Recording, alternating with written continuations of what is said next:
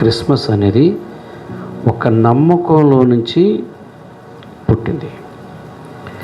ఒక వ్యక్తి నమ్మడం మూలంగా, ఒక వ్యక్తి దేవుని మాట నమ్మడం మూలంగా ఆ వ్యక్తి ద్వారా ఆ వ్యక్తికి, ఆ కుటుంబానికి, ఇంకా చెప్పాలంటే సర్వలోకానికి సంతోషం కలిగింది.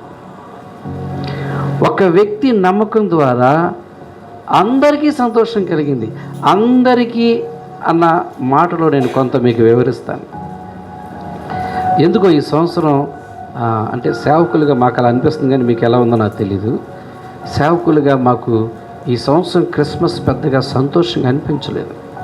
ఎందుకంటే ఈ 2025 సంవత్సరం అంతా చాలా దాడులు జరగడం, మందిరాలు కూల్చేయడం, సేవకుల మీద లేనిపోయిన కేసులు పెట్టి, ఇప్పుడు బీహార్లో కానీ, ఒరిస్సాలో కానీ, ఛత్తీస్గఢ్లో కానీ, మహారాష్ట్రలో కానీ చాలామంది జైల్లో ఉన్నారు పాస్టర్స్.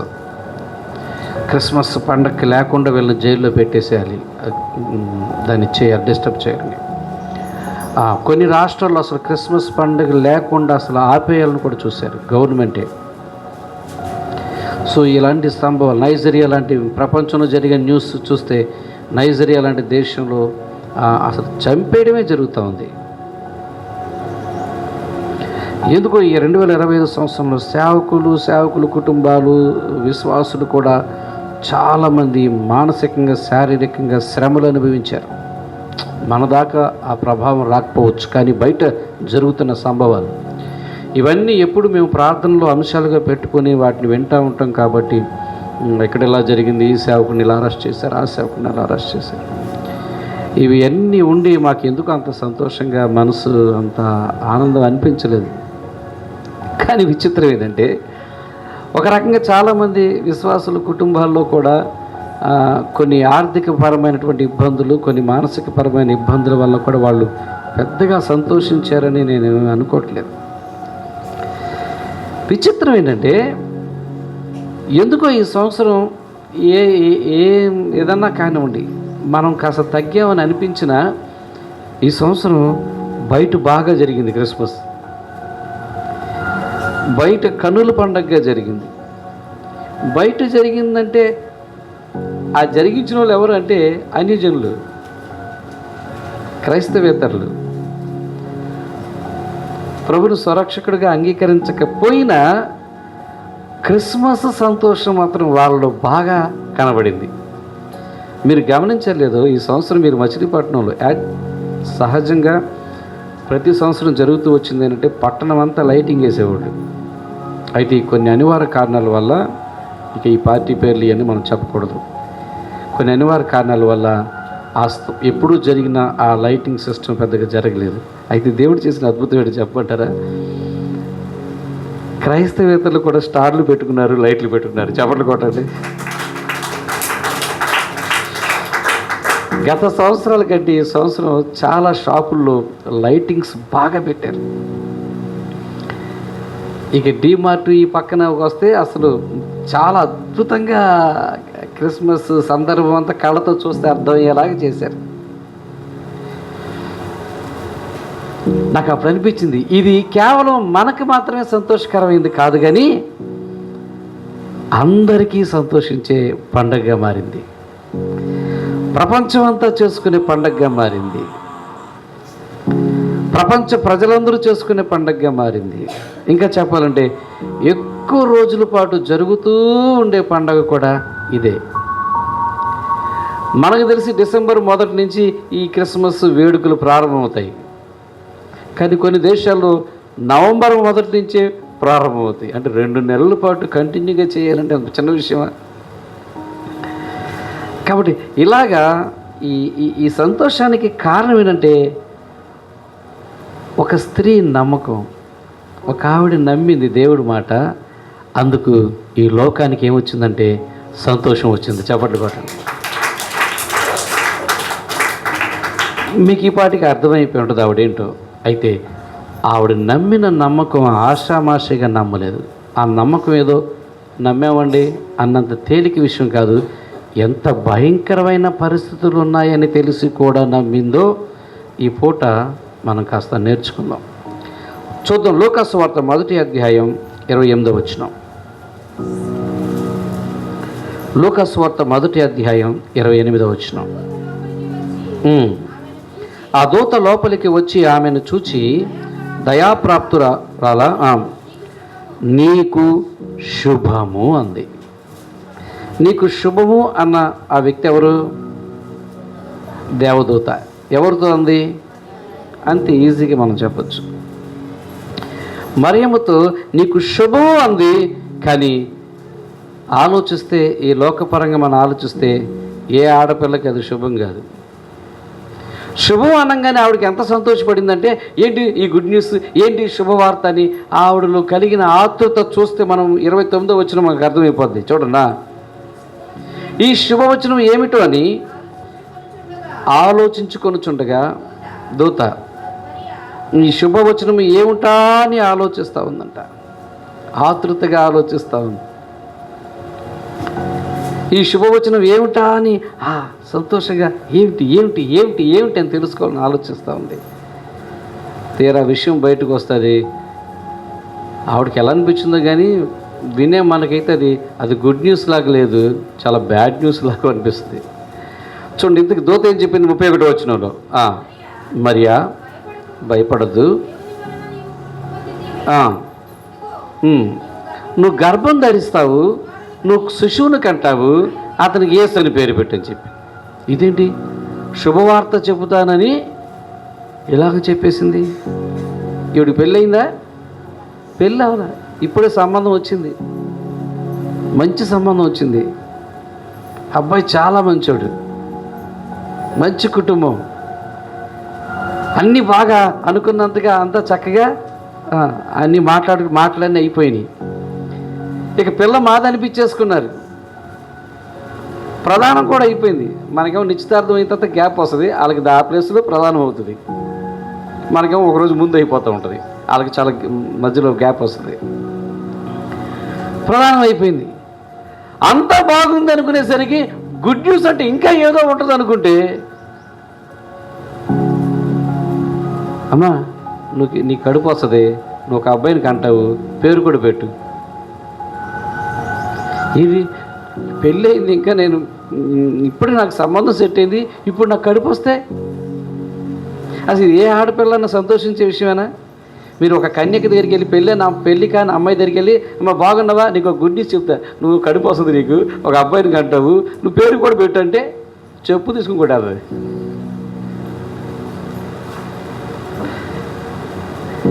అది ఎవరు సహించుకోలేరు, ఎవరు దాన్ని జీర్ణించుకోలేరు. ఆ మాట, అయ్యా ఇది కాకుండా ఇంకేదన్నా చెప్పు, ఓకే ఇది మాత్రం నా కోపం ముంచు మాకు, అయ్యా నీకు నమస్కారం పెడతా, ఇప్పుడే సెట్ అయింది, మంచి సంబంధం జరిగింది, మా ఇల్లు అంతా డిస్టర్బ్ అయిపోతాం, అదేమంత చిన్న విషయం కాదు, నీకేముందో నువ్వు చెప్పి వెళ్ళిపోతావు. అది నేను దీని తర్వాత జరగబోయే పరిస్థితులు ఎంత భయంకరంగా ఉంటాయి. అయితే చూడండి, 45వ వచనంలో ఒక మాట ఉంది. 45వ వచనంలో, ప్రభు ఆమెకు తెలియచేసిన మాట సిద్ధించును గనుక నమ్మిన ఆమె ధన్యురాలు. దేవుడు చెప్పిన మాట జరుగుతుంది అని నమ్మిన ఈమె ధన్యురాలు. దేవుడు చెప్పిన మాట జరుగుతుందని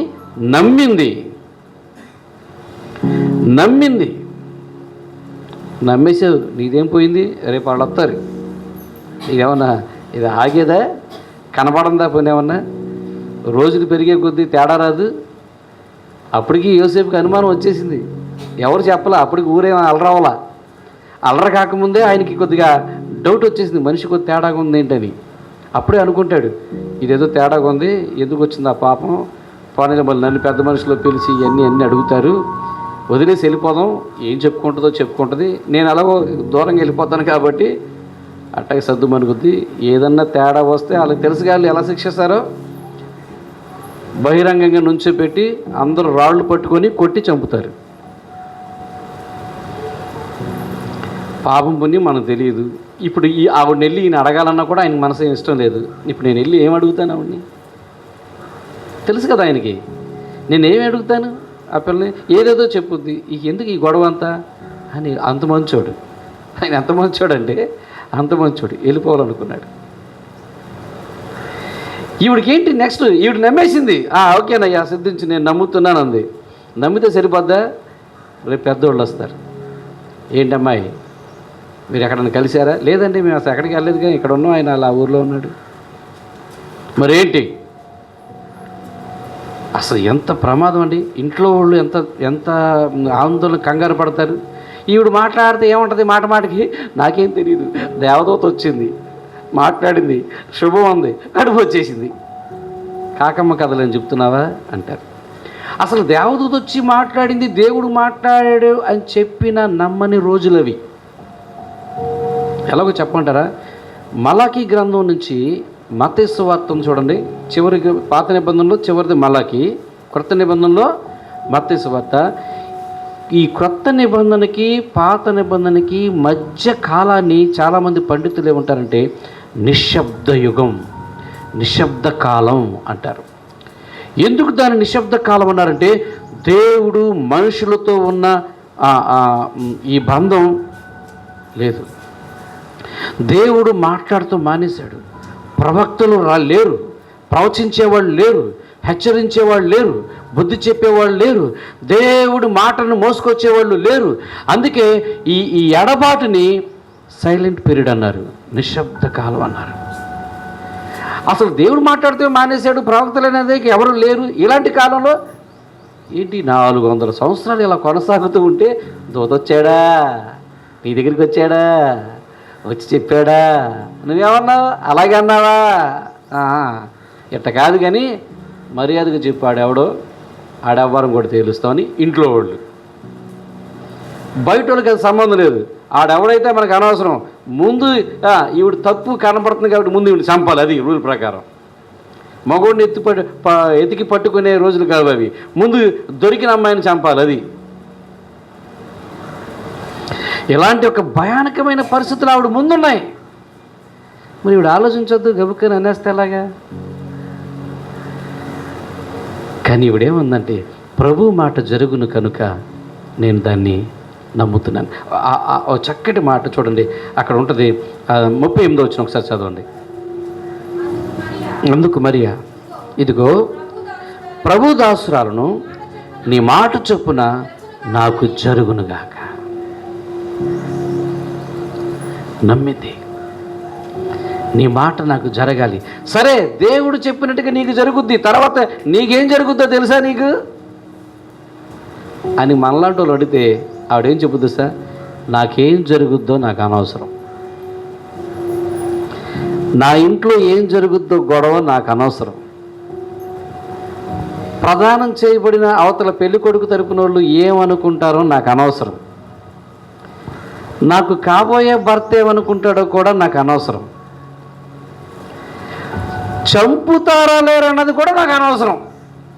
నా చుట్టూ ఎంత భయంకరమైన వాతావరణం పొంచి ఉన్నా నాకు అనవసరం. ఎందుకంటే నేను దేవుని మాట నమ్మాను, నేను దేవుని మాట నమ్మాను, ఆయన కొరకు నిలబడాలి అనుకున్నాను. ఇంకేం జరిగినా నాకు అనవసరం. నిజంగా నమ్మడం అంటే అది. చాలామంది అంటారు, మేము కూడా దేవుడిని నమ్ముకున్నామండి, మేము కూడా దేవుడిని నమ్ముకున్నామండి. ఆ తర్వాత వీళ్ళు అమ్ముకుంటా ఉంటారు. ఇక నమ్మడం అంటే ఆయన కోసం నిలబడడం. చప్పట్లు కొట్టండి. నమ్మడం, దేవుణ్ణి నమ్ముకోవడం అంటే, దేవుణ్ణి నమ్ముకోవడం అంటే ఆయన కోసం నిలబడడం. నువ్వు అలా నమ్మి నిలబడితే ధైర్యంగా ఉండొచ్చు. నువ్వు ఆవిడ ఎంత హాయిగా ఉందో తెలుసా? అవతల ఆయనకి నిద్ర పడతలా. ఏంట్రా బాబు, నాకే తగిలింది, తగలకి సంబంధం, నా పరిస్థితి ఎలాగైంది, ఇది ఎక్కడ సచ్చేది గొడవ, ఎన్ని పెద్ద పెద్ద గొడవలు అవుతాయి, ఎందుకు వచ్చింది, అసలు నేనే వెళ్ళిపోతే పోద్ది అనుకుంటాడు ఆయన. సరే, ఆయన వెళ్ళిపోతాడు, మరి వాళ్ళ బంధువులు, పెద్ద మనుషులు, అటు చుట్టాలు ఇటు చుట్టాలు, మధ్యలో తెచ్చిన వాళ్ళు, ఎంత గందరగోళం వాతావరణం. ఈవిడ అంటుంది, ఇదంతా నాకు అనవసరం, నేను నమ్మాను, ఆయన కోసం నిలబడతాను. అమ్మా నువ్వు ఎట్ట పడతా నిలబడకూడదు, అన్ని విషయాల్లో నిలబడకూడదు, ఇది ఇది ఇది అని ఎంతమంది చెప్పినా నేను ప్రభు మాట నమ్మాను, నిలబడతాను. ఒక్కసారి కానీ ఆ స్థాయిలో మనం ఎదిగి నమ్మి, ఆ స్థాయిలో నమ్మి నిలబడితే నిజంగా దేవుడే అన్నీ చూసుకుంటాడు. ఇంకో విషయం చెప్పనా, అంత స్థాయిలో నమ్మడం అనేది మనకు అలవాటైతే మనకి టెన్షన్ ఉండదు. ఒకవేళ కడుపు ఇలా పెరుగుతూ ఉండొచ్చు, అందరూ ఇలా చూస్తూ ఉంటే ఇప్పుడు హాయిగా ఉంటుంది, శుభ్రంగా తిని శుభ్రంగా 3 పూట్ల తిని హాయిగా ఉంటుంది. ఏ పిల్ల బాగా నిద్ర అలా అమ్మ నాన్న ఏమ్మాయి ఏంటి చెప్పవే నీకు దండం పెడతానే అంటే, దేవుడికి దండం పెట్టండి, అన్నం పెట్టండి నాకు అంటది. మా కోపం వచ్చి మాకే ఎన్ని రోజులు దాస్తావే నిన్ను, వద్దే ఏదోటి చేద్దాం. ఏ పిచ్చి పనులు చేయమాకండి, చేస్తే దేవుడికి పూజ చేయండి, నాకైతే ఎవరు పెట్టండి తింటాకి. ఎంత టెన్షన్ లేకుండా ఉందో చూడండి. ఆవిడకి అసలు భయం లేదు, దిగులు లేదు, చింత లేదు, అసలు ఆవిడకి ఫీలింగే లేదు. ఎందుకో తెలుసా, ఆ స్థాయిలో దేవుణ్ణి నమ్మింది. చప్పట్లు కొట్టండి. మరియా ఆ స్థాయిలో దేవుణ్ణి నమ్మింది. నిజంగా మన నమ్మకం, దేవుణ్ణి నమ్ముకోవడం అంటే ఆ స్థాయికి మనం వెళ్ళిపోతే అప్పుడు ఆయన మాటలు గుర్తు రావాలి మనకి.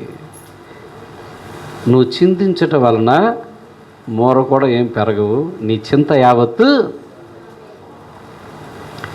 నిజంగా చింత అంతా ఆయన మీద వేస్తే మనం ఎలా కూర్చుంటాం? అమ్మయ్య కూర్చో. మనం అమ్మయ్య అనేలాగా కూర్చోలేకపోతున్నాం అంటే ఇక చింత ఎక్కడుంది? మన దగ్గర ఏముందంటే మనం ఏం నమ్మలేదు, చింతలు తీర్చేవాడిని నమ్మలేదు. అందుకు ఒక పాట ఉంది, చింతలన్నీ తీర్చే, పాడండి ఎవరైనా. చింత చేరే ప్రేమ గలవాడు, అయిపోయింది. అంటే మధ్యలో పాడే దేవుడు మీకు గుర్తురాడు. దేవుడు చింతలన్నీ తీర్చే దేవుడు ఆయన. అయితే చింత వేయడం అంటే చిన్న విషయం కాదు, ఆ స్థాయిలో నమ్మి వేయడం. లేకపోతే ఆ స్థాయిలో నమ్మకం లేకపోతే చింత మళ్ళీ మనకు చింతనే ఉంటుంది, మనకు చింతగానే ఉంటుంది. చూడండి, ఎప్పుడైతే అలా చేసిందో ఈవిడ హాయిగా ఉంది కదా, ఇప్పుడు ఆయన పని చేయడం మొదలెట్టాడు. నీదేం పోయిందమ్మా, ఇప్పుడు నీకు పని, నువ్వు నన్ను నమ్మావు కదా, ఇప్పుడు నాకు పని. నిజంగా మనం ఆ స్థాయిలో నమ్మితే దేవుడికి పని పెట్టినట్టు అవుతుంది. ఇక మన పని చేయకల్లా ఆయన పని చేయడం మొదలు పెడతాడు. ఆ స్థాయిలో నమ్మితే మనం కాదు పని చేసేది, మన పక్షంగా దేవుడు పని చేయడం మొదలు పెడతాడు. ఆయన పని చేయడం మొదలు పెడతాడు. చూడండి, మనం ఇక్కడ చూస్తే యోసేపు దగ్గరికి వెళ్ళి, హలో కంగారు మాకు నాయన, నీ టెన్షన్ చూస్తున్నాను, నీకు ఎవరో చెప్తే కాదు డైరెక్ట్గా ఇక నేనే చెప్తున్నాను. ఇక ఈయనే చెప్పడం మొదలెట్టాడు.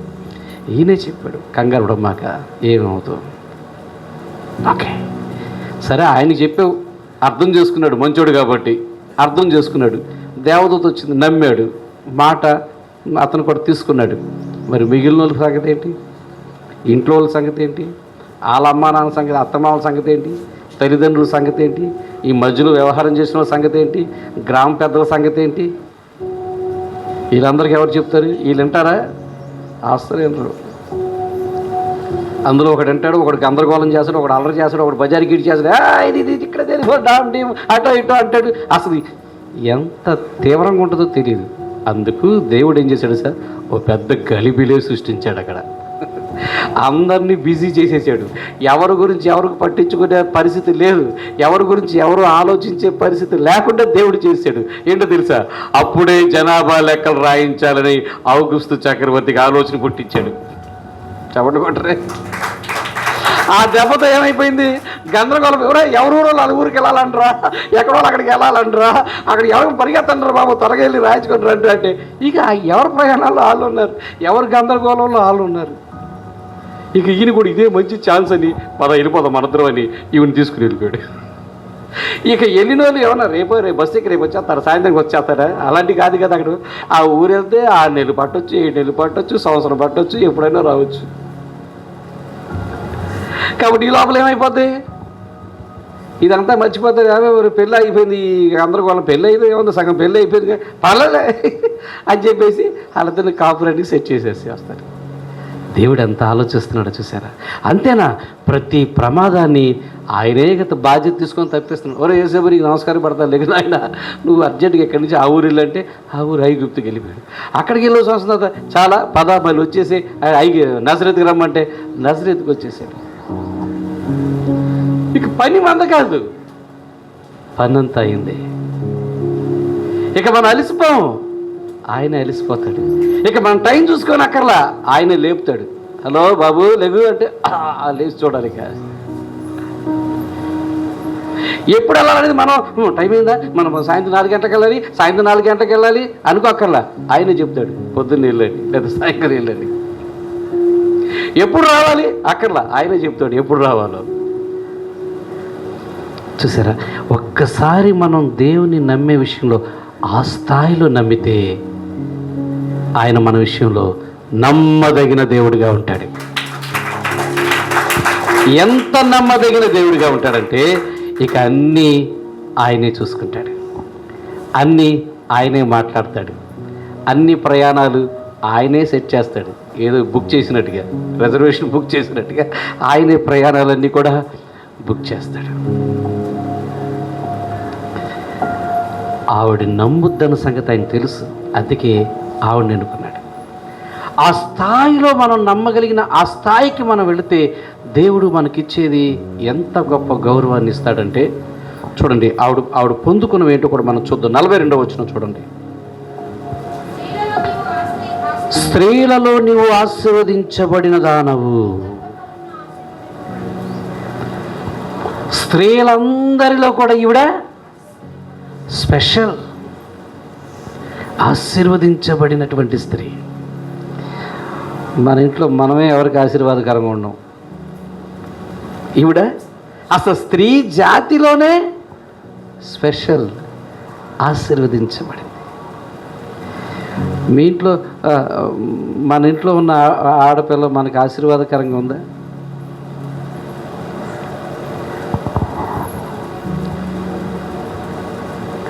మన కూతుర్లు బయటికి వెళ్ళి ఆ అత్తగారి ఇళ్లలో ఆశీర్వాదకరంగా ఉన్నారా?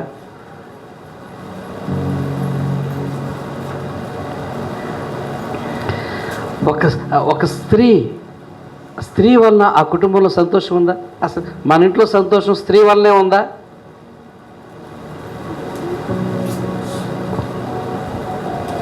స్త్రీలలో నేను ఆశీర్వదించబడ్డా. ఇంకా ఒక మాట అంటది పెద్ద ఆవిడ 43వ వచనంలో, ప్రభువు తల్లి అని పిలిచింది. నా ఎద్దుకు రావడం ఎలాంటి భాగ్యం నాకు. ప్రభువు తల్లి, ప్రభువు తల్లి. చూడండి, ఒక ఆవిడ దేవుణ్ణి నమ్మడం వలన ఈ లోకానికే సంతోషం వచ్చింది, ఆవిడకి సంతోషం వచ్చింది, తన కుటుంబానికి సంతోషం వచ్చింది, తన బంధువులకి సంతోషం వచ్చింది, ప్రపంచానికి సంతోషం వచ్చింది. ఆలోచించండి, మనం కూడా దేవుణ్ణి నమ్ముకున్నాం, మన వలన సంతోషం వచ్చింది ఎవరికైనా? ఆలోచించండి. నువ్వు దేవుణ్ణి నమ్ముకున్నావు, నీ వలన సంతోషం ఎవరికన్నా వచ్చిందా? మా ఇంట్లో ఇదిగో ఈవిడ నమ్ముకోవడం బట్టి మేమందరం సంతోషంగా ఉన్నాం అని ఎవరైనా ఇంట్లో వాళ్ళైనా చెప్పారా? ఆలోచించండి. నీ వలన సంతోషం రాలేదంటే ఆ స్థాయిలో నువ్వు ఇంకా ఆయన్ని నమ్మలేదు. ఆ స్థాయికి నువ్వు నమ్మితే నీ ఇంట్లో నీకు వ్యతిరేకంగా ఉన్నా నువ్వు పట్టించుకోవు, నిన్ను ఇబ్బంది పెట్టేవాళ్ళున్నా నువ్వు పట్టించుకోవు, నిన్ను అవమానించేవాళ్ళున్నా నువ్వు పట్టించుకోవు, నీకు బాధ కలిగించేవాళ్ళని నువ్వు పట్టించుకోవు. నువ్వు పట్టించుకున్నదల్లా ఒకటే, నేను ఆయన మాట నిలబడతానా లేదా, అంతే. నువ్వేం పట్టించుకుంటావంటే ఆయన మాట ఆయన చెప్పినట్టుగా ఉండాలి, ఇదే నువ్వు పట్టించుకుంటావు. నువ్వేం పట్టించుకుంటావంటే ఆయన చెప్పినట్లుగా జీవించాలి, అదే నువ్వు పట్టించుకుంటావు. నువ్వేం పట్టించుకుంటావంటే ఆయన చెప్పినట్లుగా నడుచుకోవాలి, అదే నువ్వు పట్టించుకుంటావు. మిగిలింది నువ్వు పట్టించుకోవు, మిగిలినంత ఆయన చూసుకుంటాడు. ఆయన పట్టించుకుంటాడు. అలా నువ్వు ఆ స్థాయిలో నమ్మి ఆయన చెప్పినట్టుగా నువ్వు ఉంటే నీ వలన అందరికీ సంతోషమే. నీ వలన అందరికీ సంతోషం కలిగేలాగా చేస్తాడు ఆయన. ఊరికి నేను నమ్మి నిలబడితే వాడుకుని వదిలేసే దేవుడు కాదు. ఆ పని ముగించుకొని వెళ్ళిపో అనే దేవుడు కాదు. నిన్ను అనేకులకి సంతోషకరంగా ఉంచే దేవుడు. చప్పట్లు పట్టండి. అందుకు మనం ఆ స్థాయిలో నమ్మాలి. అది నమ్మడం ద్వారా వచ్చింది క్రిస్మస్. నమ్మకంలో నుంచి పుట్టింది క్రిస్మస్. ఎలాంటి భర్త దొరికాడు ఆవిడికి. కాలు కింద పెట్టకుండా గాడిద మీద కూర్చోబెట్టి ఆవిడని తీసుకెళ్తా ఈయన నడిచేళ్ళాడు. కారణం ఎందుకు తెలుసా? ఆవిడ దేవుడు అంటే ఆవిడకి ఆ స్థాయిలో నమ్మకం ఉంది. తన ఇంట్లో వాళ్ళు శత్రువులు అవుతారన్నది కూడా ఆవిడకి బాధ లేదు. తన మెట్టింటోళ్ళు ఏమన్నా అంటారన్నది ఆవిడకి బాధ లేదు. ఇరుగు పొరుగు వాళ్ళు అవమానిస్తారన్నది ఆవిడకి ఆ చింత లేదు. పెద్దలు నలుగురిలో అల్లరు నన్ను బాధిస్తారు అన్నది ఆవిడ చింత లేదు. ఆవిడకున్నది ఒకటే, నా దేవుని మాట సిద్ధించును జరుగును కనుక నేను నమ్ముతున్నాను. ఆ నమ్మి నేను నిలబడాలని డిసైడ్ అయిపోయా. నేను ఆయన కోసం నిలబడాలని నిర్ణయించుకున్నా. ఇక నన్ను వీళ్ళు తిట్టినా పర్లేదు, నా పని నేను చేసుకుంటా వెళ్తా. వీళ్ళు నన్ను అవమానించినా పర్లేదు, నా పని నేను చేసుకుంటా వెళ్తా. వీళ్ళు నా గురించి సూటిపోటు మాటలు అనుకుంటున్నా పర్వాలేదు, నా పని నేను చేసుకెళ్తా. ఆయన నాకు చెప్పిన పని, ఆయన నన్ను ఉండమన్నట్టుగా, ఆయన నాకు నడవమన్నట్టుగా, ఆయన నన్ను జీవించమన్నట్టుగా, ఆయన నాకేం చెప్పాడో అది నేను చేసుకుంటా పోతా. ఇది నేను నమ్మాను. ఆయన ఏం చేస్తాడో కూడా నాకు తెలియదు. ఆయన ఏం చేస్తా కూడా నాకు తెలియదు. కానీ తెలుసు ఆయన మాట నెరవేరుతుంది. చప్పట్లు కొట్టండి. మనం కూడా చాలా మాటలు వింటాం, కానీ ఇది నెరవేరుతుందని నమ్ముతామా? నమ్మితే మనం అలా ఉంటాం. అదే గుర్తు. నమ్మితే మనం అలా ఉంటాం. అలా ఉండట్లేదంటే మనం నమ్మట్లేదు, వింటున్నాం. వింటే కాదు నమ్మాలి, నమ్మితే కాదు నిలబడాలి. నువ్వు నిలబడితే నీకోసం నిలబడ్డానికి దేవుడు చాలా హుషారుగా ఉన్నాడు. ఆయన నీ పక్షంగా నిలబడ్డానికి ఆయన చాలా సంతోషంగా ఉత్సాహంగా ఉన్నాడు. ఆయనకి ఎవరు కావాలంటే తన మాట నమ్మి నిలబడేవారు కావాలి. బహుశా ఎదుగుతున్నాడేమో. 400 సంవత్సరాల తర్వాత ఈవిడ దొరికింది అనుకుందాం. ఆవిడ దొరికింది. దేవుడు ఇప్పుడు ఎవరి కోసం వెతుకుతున్నాడో మీకు అర్థమైందా? నమ్మకస్తుల కోసం, నమ్ముకునే వాళ్ళ కోసం కాదు. హలో, నమ్ముకునే వాళ్ళ కోసం కాదు ఆయన వెతికేది. తన మాట విని, తన మాట నమ్మి నిలబడే వాళ్ళ కోసం వెతుకుతున్నాడు. అలా నిలబడితే దేవుడు ఆయన ఎన్నో చేయాలనుకున్నాడు. ఆమెను సంతోషపరచాలనుకుంటున్నాడు, ఆమె కుటుంబాన్ని సంతోషపరచాలనుకుంటున్నాడు, ఆమె బంధువులను సంతోషపరచాలనుకుంటున్నాడు, ఆమె ద్వారా సమాజమే సంతోషపడేలాగా చేయాలనుకుంటున్నాడు. నిలబడే, ప్రభు మాట నమ్మి నిలబడే ఆ స్థాయికి మనం అందరం ఎదుగుదుముగాక. మరియ వలె చింతపడకుండా నమ్మకంతో మన పని మనం చేసుకుని పోదుముగాక. తదుపరి దేవుడే మన పక్షంగా నిలబడి సమస్తము చక్కబెట్టునుగాక. దేవుడి కొద్ది మాటలు మీ వినికిడిలో దీవించునుగాక. ఆమేన్. ప్రార్థన చేసుకుందాం.